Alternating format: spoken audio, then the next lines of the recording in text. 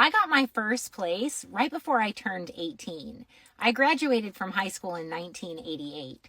And I was a couple of months shy of my 18th birthday when I rented this place in Austin, Texas.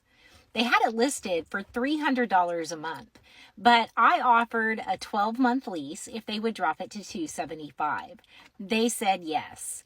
And that was my first place, $275 a month. I was making $5 an hour. Just apply normal inflation to this, the rent would be about $750 a month. But because housing costs have gone up faster than almost any other type of inflationary index, the average rent in Austin, Texas right now is between $1,500 and $2,000 per month. And this is why Gen X, we were able to get the fuck out of our parents' houses before we even turned 18 in a lot of cases. We were able to rent things without background checks, credit checks, or even having to show a driver's license. Heck, I even got jobs before I was old enough to get them because nobody asked for anything back then. You didn't have to show a social security card and a driver's license and do that whole I-9 verification thing. You could just walk in off the street and get hired sometimes the same day. So how do these younger generations, how is it even possible for them? It isn't that they're lazy. It isn't that they're unmotivated. It's that their hope of doing anything compared to what we did when we were their age, it doesn't exist anymore. Hello everyone, this is Emmanuel Cook. We will be reacting to a new video today, so make sure you guys like, comment, and subscribe down below, and let's get into the video. Yes, my daughter was telling me that the rent prices have gone up because she is moving into an apartment, and she was telling me the rent prices are through the roof. And when she gave me the prices for rent, I just couldn't believe it. She was telling me that the rent prices for like a 1 or 2 bedroom apartment, you're looking at maybe $1,500 or more. I just couldn't believe it because I was telling her when I had an apartment, I had 1,800 square feet, 3 bedroom, 2 full bath, and the rent was probably maybe $750, maybe $800 a month. She was like, Ma, that is not the rent prices no more. So then we get into an argument. We end up going back and forth about the cost for rent. She's like, Ma, rent is not $750 to $850 a month for rent anymore, and definitely not for no 1,800 square foot apartment.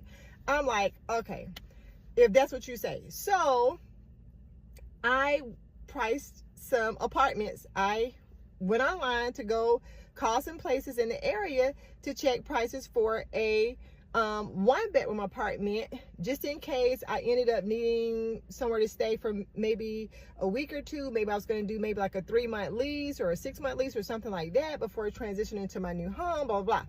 In calling to get the rent prices, Kayla knew what she was talking about. For a 1 bedroom, I spoke to a woman, and she was the leasing agent was telling me that the rent was going to be, it had tiers, depending on how long the lease was, whether you do 3 months, 6 months, 9 months, or a year. If you did a year lease, the rent was going to be like maybe $1,500. If you did like a 9-month lease, it was going to be maybe like $1,700, and it continued to go up. The shorter the lease, the more it cost. We're talking about for a 1 bedroom, and she told me that the size was I think 650 square feet. I about collapsed. I couldn't believe it. Had no idea. So needless to say, I didn't do that option. I figured out how we can do a back-to-back closing on my house to go into this next house, and we're going to call it a day. And I'm going to stay for maybe a week with my eldest daughter at her place because she lives right next door to my job within a few miles. So that's that. Rents through the roof. I just had no idea that things had just gotten to be to this point. How are we expecting people to rent when they have to pay first and last month's rent plus a security deposit? I have a family member, he's not on this app, and he is trying to get into an apartment complex, big corporate-owned apartment complex here in Tampa. 2 bedroom, 1 bath, 800 square feet, $1,600 a month. They have horrible reviews on Google, not a great part of town, but it's what he can afford right now, and you know, it's going to be, he knows it's a temporary thing. So He asked me if I'd be willing to co-sign on this apartment because this apartment complex is asking for first and last month's rent plus a large security deposit. And I said, no problem. I'd rather you take that money that you would normally have to apply towards the application process to get moved in and instead focus on like buying yourself groceries when you get moved in and having the funds to set up your utilities and all the things. And I went ahead and submitted all the documents that they asked of me, which was 3 months worth of bank statements, our 2023 tax return, as well as copies of contracts and payments made from my clients because I'm a 1099 employee, to show them that basically if for some reason he weren't able to pay his rent, it would default to me, and including my social security number, so they'd come after me. No problem. I trust this family member wholeheartedly and have no issue doing that. So I submitted all those documents and they called him today. And yes, they are still asking for first and last month's rent and they are still requesting a security deposit. They lowered it. But let me just set the stage here. $1,600 a month is the rent. I provided them documentation to show that one of my clients, just one client that pays me in a month, would cover over 12 months of his rent. And I'm not saying that to brag. I'm saying this because this is the level of absurdity we have reached. You have someone that's co-signing to ensure that that apartment is paid for, that has proof, documentation, proof of funds to show that just one of my payments from one of my clients in a month that I provided a contract to show would cover his rent for the entire year. And yet that's not good enough to waive a security deposit or still make him pay first and last month's rent. What are we doing? Like, why are we making Gen Z like not be able to have a place to live? This is absurd. Like, I don't understand why somebody needs to be making over $1 million to show that you could waive the security deposit and not make them pay last month's rent. Like, I essentially showed them collectively that my husband and I make, I'm not going to say how much it is, but it's absurd. Because if he doesn't have a co-signer, like, how do people move into those places then? I don't get it. I don't understand what we're doing to this generation. Then I see a news report that mortgage rates are climbing back up again, 5-month high, 6.85%. I ain't buying in that market unless I can pay cash. So we rent. And I'm fine with that. I'm fine with that for us. But I'm also 20 years older. Like, and I've already lived, I don't, like, this is stupid at this point. I guess, what is that generation supposed to do if you don't have somebody co-signing for you? How do you expect them to come up with that type of cash for $1,600 a month rent? I don't understand what we're doing here. I don't understand it. In honor of it being the first, I just want to say I love paying my rent. When I first decided to move out on my own and everybody was like, oh my God, renting is such a waste of money. You should buy. It is not a waste of money. As I see it, it is a monthly expense I pay to be near all my favorite things. Okay, I was living with my parents before, saving like $3 to $4K. I still would prefer paying my rent. Because again, my parents lived out in the boonies. I had to be driving 30 to 45 minutes to be participating in any of the things that I like to do. Now, I can walk to work. I'm like a 5-minute drive away from work.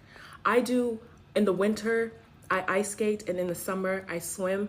I'm in walking distance of a rec center that has an Olympic-sized pool and an indoor skating rink. I'm in walking distance of all my favorite stores: Trader Joe's, Whole Foods, Home Goods, Home Sense.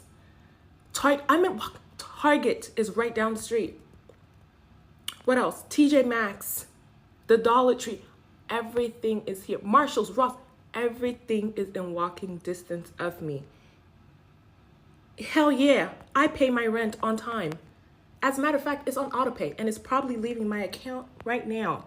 I can walk to the mall. Of course I happily pay my rent. Like, the first is like, yes, another month I get to be near all my favorite things. Yay. I was talking to one of my friends today at work, and she was like, oh yeah, I had to get this job just to pay rent. And bitch, I said, pay rent? Pay rent? Bitch, you're pretty.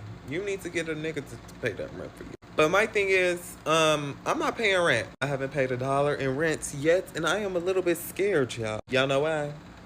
Because Loyola is funding my stay, honey.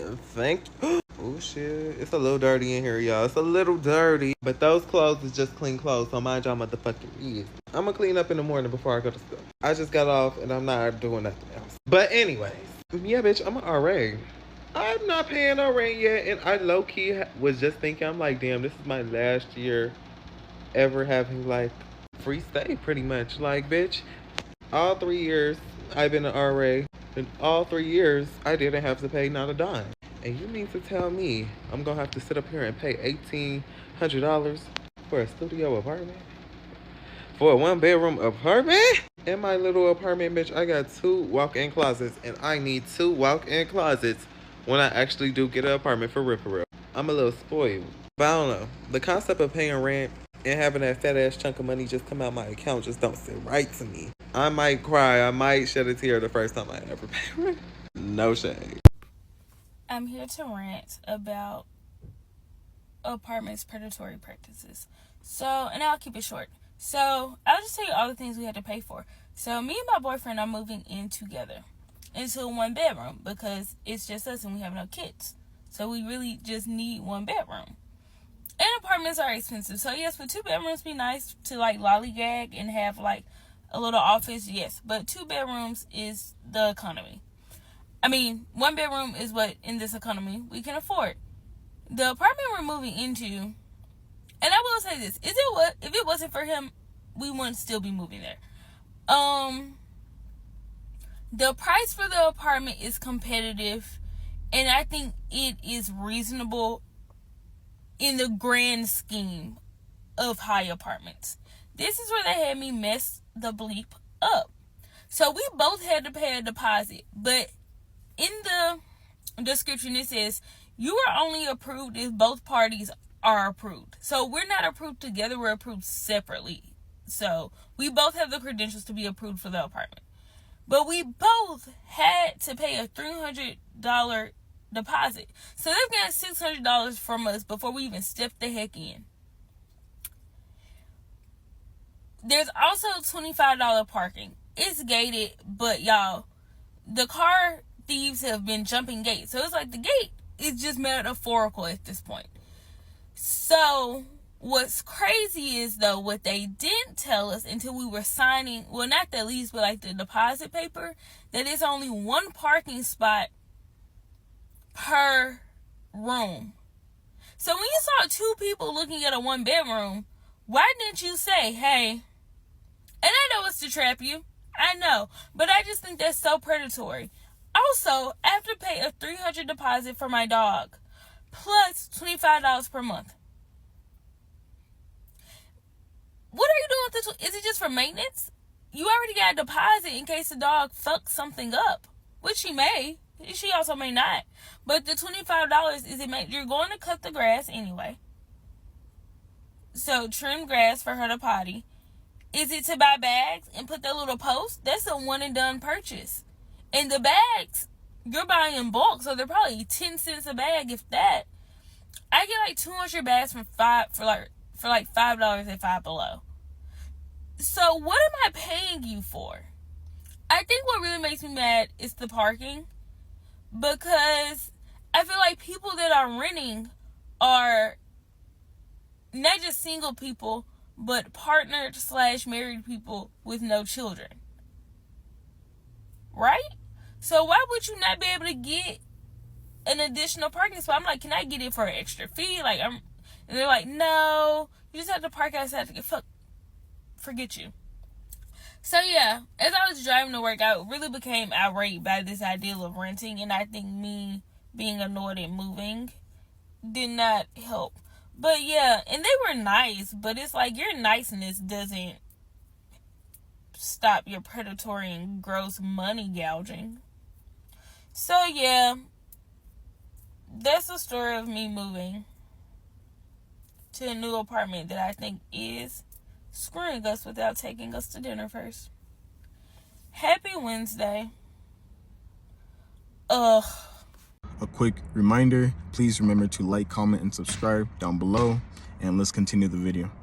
I moved into my apartment in June 2023. I was paying $1,790 in rent. I just got notified that March 1st, my rent will be increasing to $2,023.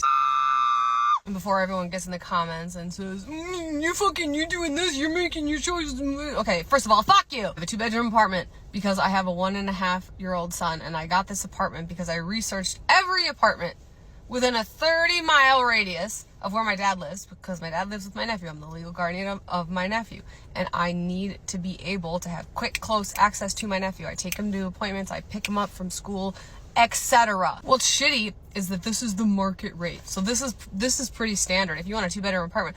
And mine's nice because it's new, but it's not fancy. It was made really like everything's plastic and falling apart, and it, for all intents and purposes, it's not a quality apartment. It's safe. I love living here, and that's why I'm living here. But I was talking to my landlord, and I was like, listen, I know this isn't your fault. I know you're not setting the prices of these, but what the fuck? This is not like a sustainable, like, how the fuck is anyone supposed to like maintain their tenancy?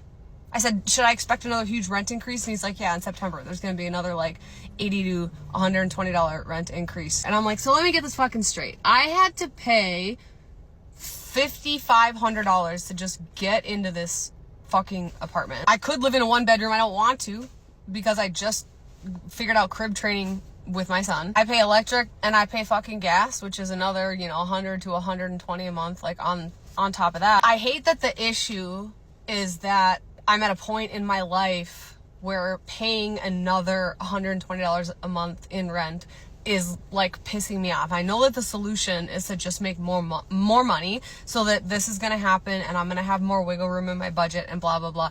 But what pisses me off is if you're not making $6,000 or $8,000 as a single mom a month, you're just like, how are you gonna make it? Who wants to be roommates with people that they don't know? And how many people do you know that you could trust to live with and that it wouldn't ruin your friendship if you lived with them? And what if I just want to live in my own fucking spot? What if I really like the peace of mind that I have in my own goddamn apartment? Why isn't there some sort of fucking clause that says, oh, you're a single mom with narcolepsy and you have a fucking disability and you're making X amount of money and we're gonna give you like a little bit of a break. And I understand like life is a jungle and no one's trying to give out handouts. You're hearing about how Elon Musk just uncovered all the government fucking all the money that's going everywhere. Like the government isn't, in general, they're not looking to help people. We know that. We just keep coming back to like, okay, the solution is just to make more money, but there's only so many fucking hours in the day. I spent 45 minutes today researching other apartments in the area. I maybe have a tour scheduled next week, but here's the thing, it's like, yeah, if I get into this other apartment, like what is that gonna look like and how much do I have to put down? It's usually first and last month's rent, and then there's a damage deposit, and then there's usually a refundable pet deposit on top of that of a couple $100 or and then like at least, and then a monthly pet deposit. And I have 2 cats and I don't want to get rid of my cat. I'm not making this video to be like, oh, poor me, like blah blah, but where my brain goes is I zoom out and I think about the bigger picture, and I think about like the regular people who are just trying to fucking survive, and like the average income and like what it cost to just literally survive. That's not like getting ahead, that's not saving money, that's not potentially owning a piece of property. That's literally just like, I'm making it until the next month. What is there, like 800,000 homeless people in the US? And when you think about like a homeless person, your mind might go to like all these extremes, but it's like, no, people become homeless because there's factors that are outside of their control, and they're doing their fucking best, and they get up every day and they have good intentions and they work, and they're not like selling themselves on OnlyFans, and they're trying to like do good in the world. But fucking bills are massive, man. It's expensive as fuck to just live and eat. It is insane how you do everything right. You can do every single thing right, and it's just not enough these days. Like, how is that even fair? You go through all the right steps, all the right things. Even having a good paying job is just not enough anymore. Earning over $80,000 per year, and you're barely making ends meet just for one person. You play by the rules and everything like that, and you still get screwed over in this economy. It's primarily because tenants don't pay the last month's rent. I talked about it in another video. There's typically 2 points in a lease where tenants are late and or don't pay. And it's typically around Christmas time, like January 1st. They always pay that rent late because they spent money on Christmas. And the end of the lease, tenants don't pay. And it is very hard, depending on the state you live in, for a landlord to really collect money. You can't collect money from someone that doesn't have it. You just file a judgment and hope and pray that you eventually get your money back. So landlords, I guess, to protect themselves, I know for me, to protect myself, my investment, and my business, I just ask for it up front. No harm, no foul. You've already paid it.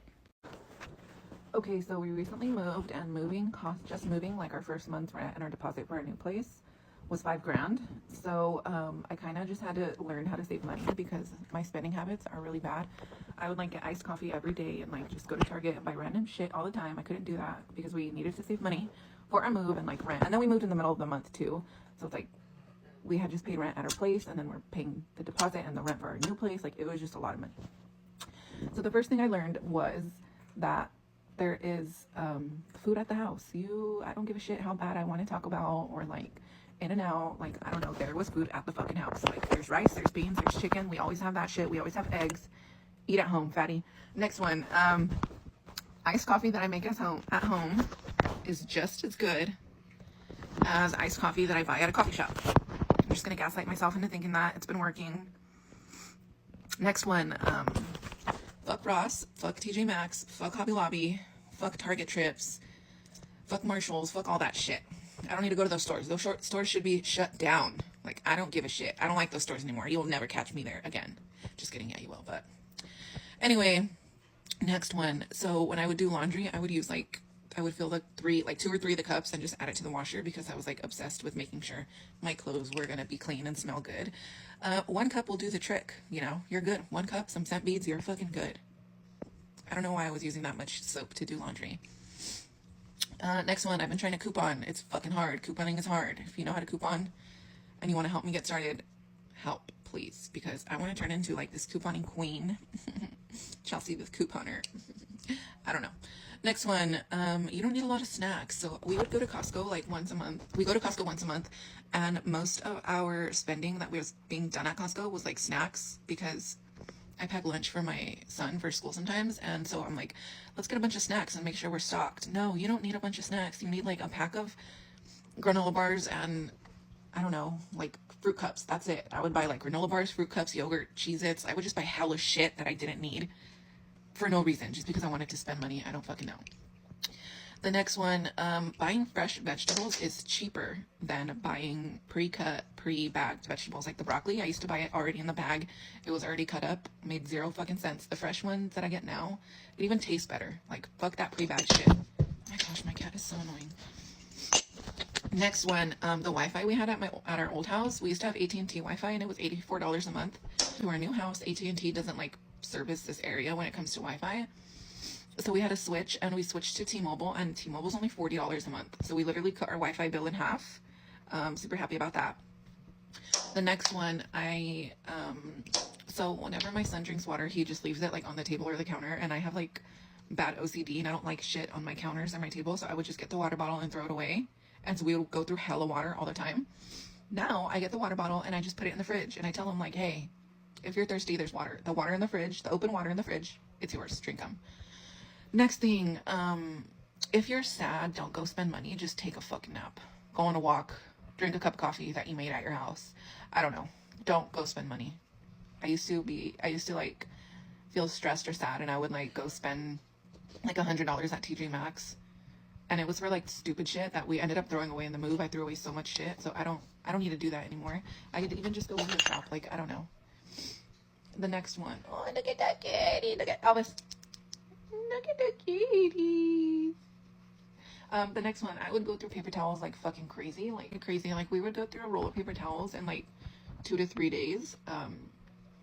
So I've learned to really limit the amount of paper towels I use. So I would like wash my hands and then use like 5 or 6 paper towels just to dry my hands and then I would just throw it away. No, bitch. Wash your hands, use 1 paper towel, to dry it. And if your hands aren't even dry after, just fucking, I don't know, figure it out. You don't need 6 paper towels to dry your hands.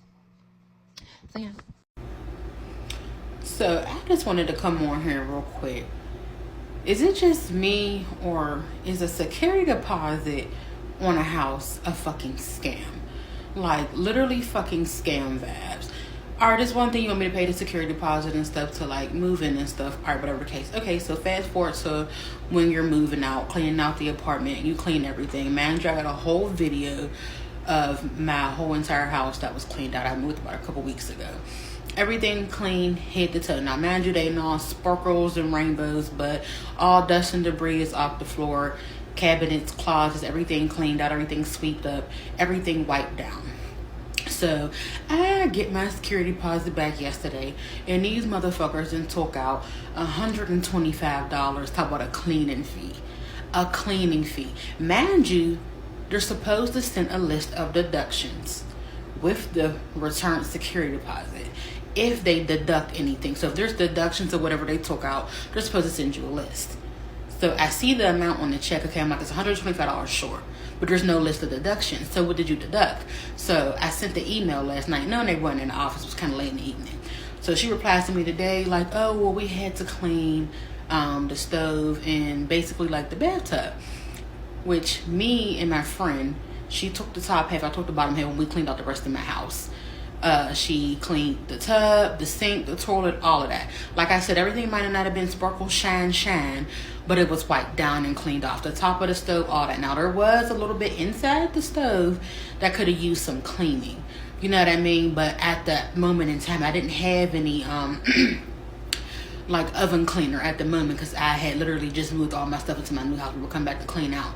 But my whole thing is, does cleaning like the inside of an oven or wiping out a tub not fall under like normal wear and tear? So she's trying to tell me that nails or like a loose doorknob or stuff like that falls under wear and tear. So a oven needing to be cleaned out in the inside, that's not regular wear and tear, something you can easily just, you know, use a little oven cleaner and wipe up or scrub up. That's not wear and tear on the oven.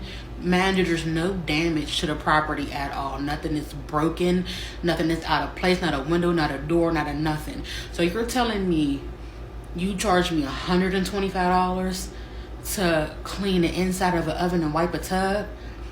I videoed the whole entire house. She's like, oh, well, you can send me your video and I'll compare it to the pictures that we took. No, ma'am, I'm not doing that. You know what that house looked like when you went to go do your walkthrough. Mind you, there's nothing in that lease that states anything about wear and tear, what's considered wear and tear, anything of the nature. So you're telling me that cleaning the inside of an oven is not considered wear and tear? Now, if y'all have a list of what y'all consider wear and tear, why don't I have a copy of it? If there's lists of things that people get charged for when they moved out, why don't we have a copy of it? Why is it not in the lease? I'm telling you, trying to get your security deposit back is a scam. And one thing I do when I move out of homes, I make sure I break my back to clean out them units, to clean out them homes, or wherever I live. I make sure I break my back to clean that stuff because I want my money back. And I'm telling you, it's always like this. I break my back trying to clean out the units I lived in, and then y'all taking off $50 for this, $100 for this for that. It's just like, if you just don't want to give me back my full deposit, just say that. Because my whole thing is, you're going to clean it out and repaint and repair everything for the next tenant anyway. It's a fucking scam, and I'm fucking tired. A fucking scam. Yup, it is a scam. And the main reason why there is no list is so that they are able to charge any amount that they want. They make up numbers every single time. This is my first month paying my rent by myself. And I'm going to just say this. I don't like it. I don't want it. It's ghetto. It's ghetto. Like, it ain't that much independence in the world. It's just not. Alright, this is just going to be a quick ranting video. There's no purpose to it, okay? So, we haven't had consistent hot water in almost a month. Something's wrong with the boiler, something's wrong with the piping system. I don't fucking know. The apartment complex keep telling us that they're having contractors come in and it's going to get fixed and we're going to get hot water, and we haven't gotten hot water yet. So I haven't had a real fucking shower. You see how greasy my hair is? The only thing I can do is wash my lady bits, and I don't even feel like they're really clean because I don't feel like shit gets clean unless it's hot water. Me and my husband are trying to do research to see if there's some way that our rent can get or that we can get some type of compensation for not having hot water for the last 3 weeks during the winter season and also having children. But that's besides the point. So this morning I was like, fuck it. Cold water or not, we need to clean the dishes. Like I said, I'm the type of person, if it's not boiling hot, I don't feel like it's really clean. So we haven't done dishes, obviously. But today of all days, I said, fuck it, let me do it. And look. So I'm hoping that means that they're going to fix this shit because I'm over it. This the comment right here. When rent is more than half your monthly income, even when you're working 40 plus hours a week. Most economists say that if you are figuring out affordability, no more than half of your monthly income should come from a combined rent, gas, light, electric, water, like utilities and necessary utilities like your phone bill and your internet bill, because the internet and your cell phone are now considered essentials, no longer luxuries. So the other 50% split into 20 and 30. 20 should be your wants, 30 should be your other needs, like groceries and so on and so forth. If you are paying more than 50% of your monthly income on just your rent, that is a problem. And everybody acknowledges that this is a problem. But like I said in my previous video attached to this comment, right, what this comment is attached to, pardon me, politicians are being purposefully obtuse. And a lot of that has to do with the lobbying efforts that Citizens United has further enabled. We can get to that at a later time. It's just one thing to remember. Living conditions are unlivable in most big cities in the United States.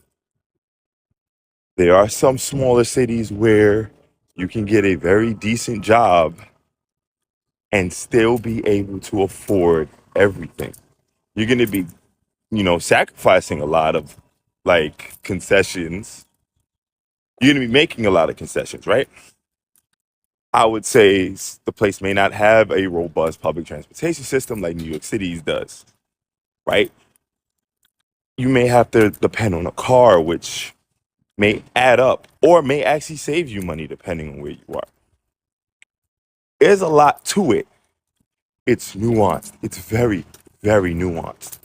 But what's not nuanced is paying more than 50% of your monthly income on just rent when you are working 40 plus hours a week.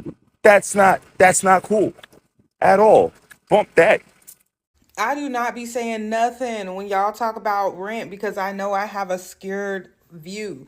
But I was in the comment sections, this man said, oh, if you make $21 per hour, you can afford like $775 of rent or something. And people was like, what world are you living in? Rent starts at least $1,300. And I said, hold up. I don't know, maybe he live in Alabama.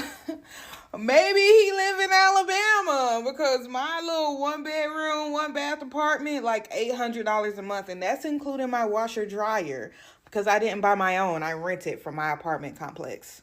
I went to visit my brother, and of course he lives in a smaller town, and his rent $700 a month, 2-bedroom, 1.5-bath townhome.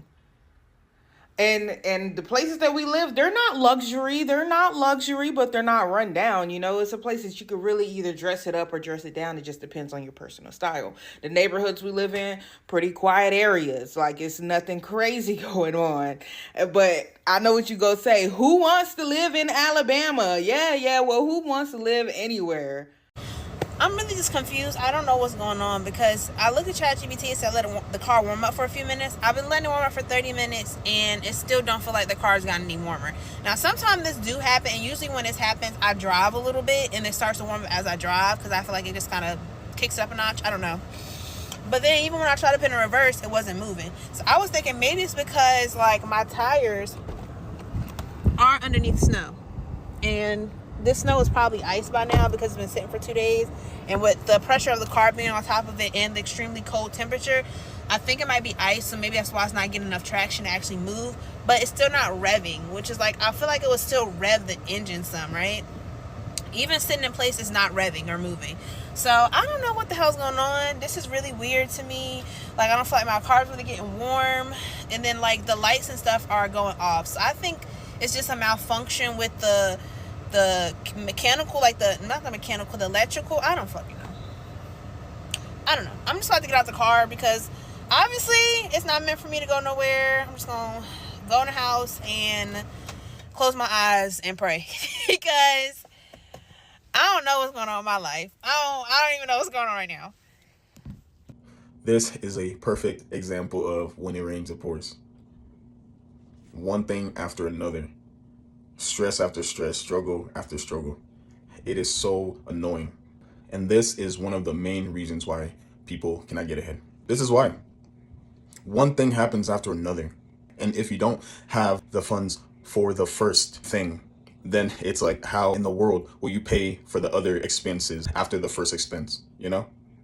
They just slid this lease renewal paper in my door, and who finna pay $2,000 for a one-bedroom? This is not New York. Who finna move over here? The president? Why did my rent go from $1,700 to $2,000? That's a $300 jump. Y'all are out of your mind. I was gonna be okay if they went up a little 50, a little twanky panky. Y'all gonna go up $300?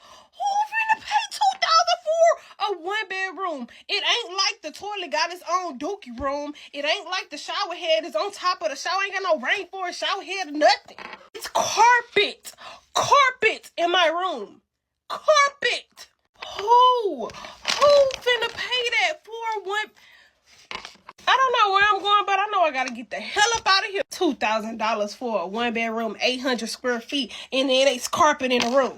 I'm finna call them because I know this gotta be a mistake. I'm already paying $1,700. This gotta be a mistake. It has to be. They playing a joke on me. April Fools in September. I'm so pissed off. I'm stuttering. Last week, I came home and had a late rent notice on my door. And I was freaking out because I'm thinking, no, I paid my rent. I know I paid my rent. I paid my rent early. But I didn't put it past myself because there has been one time in the past where I went to pay my rent and I don't know, I guess I got distracted and didn't hit submit payment because I didn't pay my rent that month and got hit with a late fee and whatever. But I knew I paid my rent like a couple of days early. So I'm scrolling through my emails, find the payment confirmation, like, oh, okay, it was just a mistake. Let the property manager know. I said, hey girl, well, I didn't say that, but I said, hey girl, I have this late fee, but here's my payment confirmation. I already paid my rent. So if you could remove that from my account, like that'd be appreciated. And she emailed me back and was like, hey girl, the remaining balance on your account is security deposit. And I'm looking at my account. My account's looking at me. My account's saying $120 late fees. And I'm thinking, security deposit? I've been living here for 4 months. I didn't have to pay a security deposit to move in. Like, what is she talking about? You know what? She got me confused with someone else. Let me send her my lease. I screenshot my lease. I circle where it said $0 and I sent it off to her. It took her a few days to get back to me, but she finally got back to me today. You know what this lady said? She said, we did a financial audit and determined that you do need to pay a security deposit. So, if you could pay 1 month's rent towards the security deposit, so $1,201, and sign this paper and get it back to me, and just let me know if you have any questions. Girl, I don't have any questions because I'm not doing that. I'm not doing that. Who do you think I am? I'm not doing that. Girl, if you made that mistake, that's on you, but I promise you I'm not going to mess up this apartment. I'm just not that type of person, but I'm not doing that. And the fact that she sent me a whole nother lease. It wasn't even like a little bit of an amendment to my original lease. She sent me a whole nother lease that was identical to my original lease, except it had today's date and it had a security deposit on it. I'm not signing that. I'm not doing that. Girl, take that late fee off my account. Stop playing with me. I appreciate you guys watching the video today. Please make sure to like, comment, and subscribe down below, and I'll see you guys in the next video.